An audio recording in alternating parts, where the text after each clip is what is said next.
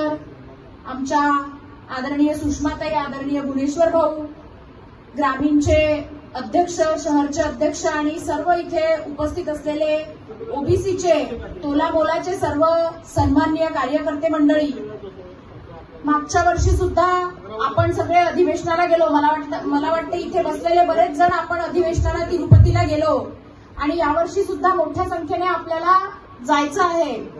जी पूर्वतयारी आपल्याला सगळ्यांनी इथे सूचित केली आहे त्याप्रमाणे आपण सगळ्यांनी तशाच पद्धतीने तशीच तयारी करून जायचं आहे. आणि सगळ्यात महत्वाचा विषय म्हणजे आपण सगळ्यांनी मिळून आज इथे तायवाडे सरांचे आभार मानले पाहिजे. आणि सर, आपणच पुढील 100 वर्षापर्यंत आपला आयुष्यमान राहील आणि आपणच आमचे अध्यक्ष राहाल.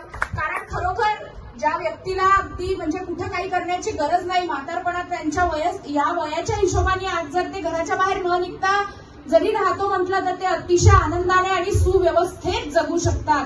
परंतु कुठेतरी समाजासाठी धडपड करायची वृत्ती असल्यामुळे सर सतत काही ना काही कामामध्ये लागत राहतात आणि खरंच सरांकडे पाहून आपल्यासारख्या कार्यकर्त्यांना सुद्धा ऊर्जा येते. म्हणजे आता मी राजकारणात पण आहे, पण सर बोललेले एकदम खरं आहे की राजकीय माणूस समाजकारण नाही करू शकत, पण समाजकारणातला माणूस राजकारण मात्र 100% करू शकते.